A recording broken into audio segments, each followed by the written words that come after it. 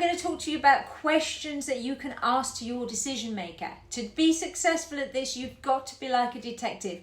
Really try and get into their shoes and find out what you need to find out to make this a mutually viable opportunity.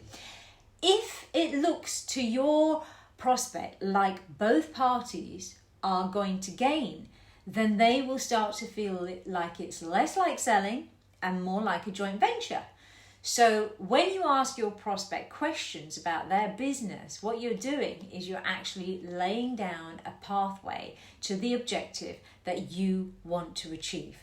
So I'm going to wise you up to some really good decision-making questions. I'm going to give you some examples and I'm going to use a 4-step questioning technique. The first step of questions, I would call them the curiosity questions, because these questions, they're like present reality questions. They're kind of about you trying to find out where your prospect is currently in relation to your offering. So to use an analogy of retail, for example, I mean, are they already in the store ready to buy something but just not sure what they need to buy? Are they outside, maybe just window shopping, looking in and need that little bit of a nudge? Or have they not ever even noticed your store before? Let me give you some examples of the kinds of questions you can ask to understand whereabouts your customer is in relation to your product or your offering.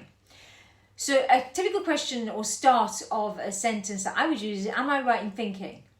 Another one could be, I had a look at their website, their LinkedIn profile or whatever, but I just wondered if you could tell me, and then you want to go on about their understanding of your type of product. Okay, another question. Have you thought about, for me it would be training, sales training, but for you, whatever it is you offer. And another way of putting that, or whether it might be ever of use to you to use something like that. Okay, another one, do you have anything like whatever it is you offer in place in your business or organization at the moment? So these are just typical sort of question examples you could use to get a conversation going, which will give you a little bit more of an insight as to where that prospect currently is in relation to your product. Okay, step 2 is once you've actually started that conversation going, then you can then move into asking questions that are aimed to build value in what you actually have and what you're offering. Questions that will create what is called perceived value for that prospect. And the better those questions are, the greater the perceived value of your offering will be to the customer or the prospect at the time. Let me give you some examples of the kinds of questions that I would ask in this situation, in this step. So 1, if you decide to go for whatever it is you're offering, what would you be looking for as a return from it? All right, that's 1. Another one to build value is, can you see any benefits at all to anyone within the business from something like this? Another one is, do you know if any of your competitors are using whatever it is you offer? All right. These questions are brilliant and have always worked for me. They make your prospect think deeper about their present reality, and they also open their mind to the possible returns from what you might be offering. And that, in a nutshell, is how you build value. All right.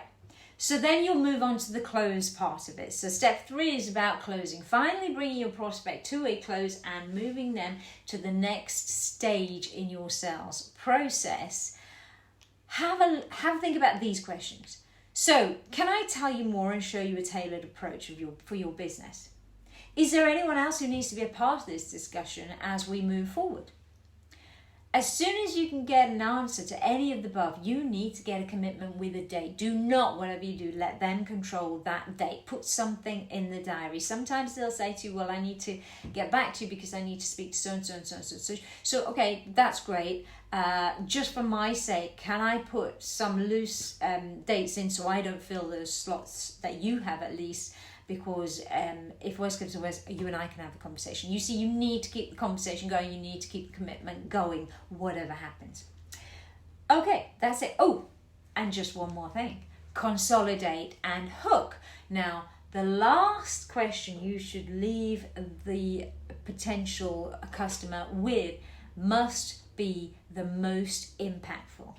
Now, right at the beginning, I mentioned be like a detective, right? So let me suggest to you to be like Columbo. He was the title character of a famous TV series, detective series of the 70s. And he used to do this thing called "Oh, and just one more thing."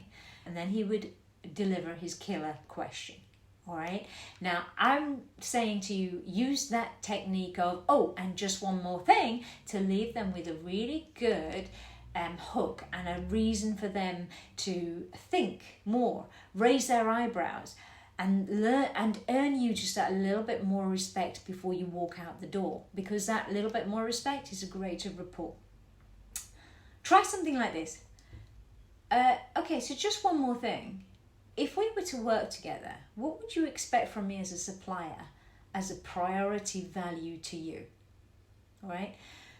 So that is one question. Oh, I've got another one. How can I ensure that I make the best use of your time now that you've granted some more of it to me? Okay, so that is it. That's questions to decision makers. You have there a little bit of a structure, some examples, some real examples that I've used and I know work, as well as a little bit of understanding and theory behind it. So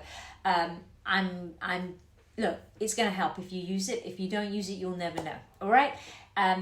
Please check out my other videos. Subscribe if you want to hear more from me, and just click like if you like this video. Thank you very much for watching. I will see you very soon again. Have a great day.